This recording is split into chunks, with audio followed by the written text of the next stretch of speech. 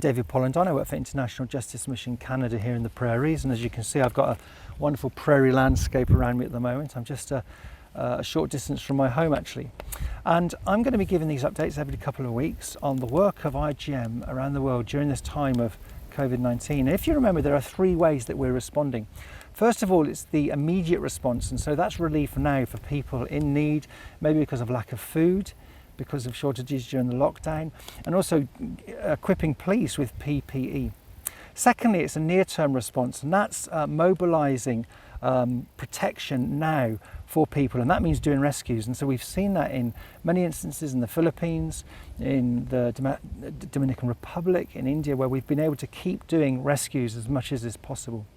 And thirdly, it's a long-term response, and that's equipping governments to protect the poor from violence. This is our mission, and this doesn't stop.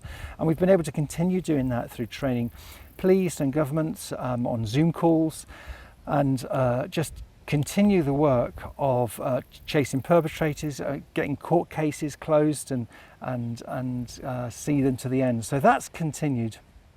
First of all, I want to look at the immediate response, and for that we're going to go to the Forks, so just come with me. So here I'm at the Forks in Winnipeg, and behind me you can see the Canadian Museum of Human Rights, and then if I spin around, behind me you can see the Union Station, railway station in Winnipeg, over 100 years old. And what brings me here between these two kind of famous buildings here in Winnipeg, and actually there's a real connection between the Human Rights Museum and a train station. That's because many human rights violations happens in train stations, happens on trains where people are trafficked. It happens here in Canada, but it also happens in other areas where we work across the world, and none so more than India. Let's take a look. Almost a year ago to the day, IJM team in Chennai worked together with the Railway Protection Force to establish in the Chennai train station an anti-trafficking help desk. And that was because over about a 4-year period they estimated about 1,800 migrant workers would have been trafficked to from the north to the south through that station or into Tamil Nadu.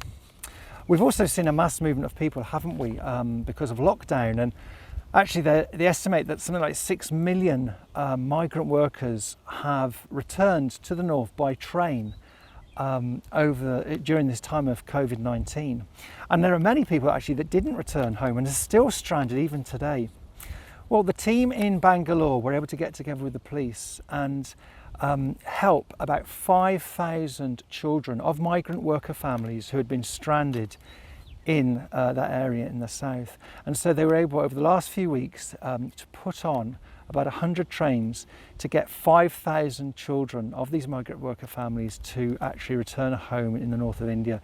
Now I can't imagine how excited and happy the families would have been and the children. But you know what, there was a great excitement and a morale boost as well for the police. And it's wonderful to see. And if you just take a look at this short video that was taken of the police just cheering the children on and clapping them as they leave the station on the train.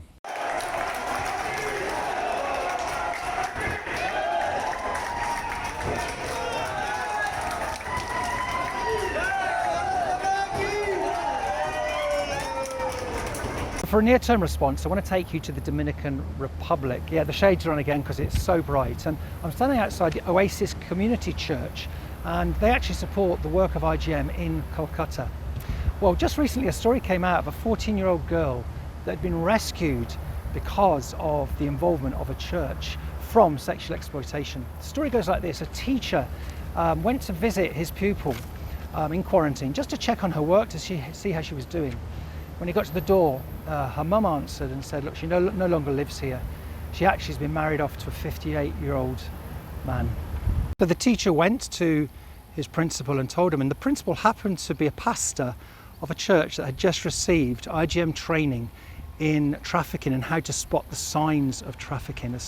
So the pastor went straight to the police, and the anti-trafficking department were able to locate the perpetrator, arrest the perpetrator, and actually the girl was being sexually exploited, and so rescue the girl. So for a long-term response, I want to share with you the story of Sita from Cambodia. He was a man who was trafficked across the border into Thailand to work, to be forced to work on a fishing ship there in the fishing industry. And thankfully he was rescued, and the case is ongoing, trying to bring the perpetrator to justice. But amazingly, IJM have been able to continue working with the Department of Special Investigation, and they've managed to get for Sita compensation, so that for every day that he was forced to work on that boat, that he will be paid the minimum wage, and that works out at about $3,500 US. And this is a big amount of money for him. It means he can go and buy some land, and he's going to do some work on the property that he's got. And I just want to share with you a little message of thanks that Sita gave, and you can just see that here. ผมขอขอบคุณที่ทางรัฐบาลไทยช่วยเหลือของผมก็ขอให้โชคดีมีความสุขตลอดไป So I've come back to my home, and got the shades on because the sun is becoming pretty bright. And I'm always thankful actually that I can return home. It's something I don't take for granted, especially seeing some of the stories from around the world where many people just are stranded and don't have that liberty, or their home isn't a safe place for them. So hey, I'm doing a fundraiser. I'm raising hopefully $4,000 for people suffering abuse, unsafe in lockdown. I'm cycling 400 kilometres and visiting 40 IJM supporters. So if you're interested, just have a look in the comments below, and you can have a look at my personal page there, and if you wish to leave a donation, that would be really appreciated. And also just go onto social media, and if you follow our hashtag Unsafe in Lockdown campaign there, you can get videos, breaking news stories, and also on our website ijm.ca, just to keep up to speed on what IJM continue to doing. We are protecting the poor from violence, and I want to thank you as well for just for staying with us and for being willing to walk with those people who are suffering at the moment because of COVID-19, and help IJM to achieve our goals of protecting the poor from violence during this time. Do come back in a couple of weeks when I'll be doing another of these updates, and in the meantime just stay safe, God bless, and see you in a few weeks. Thanks. Bye bye.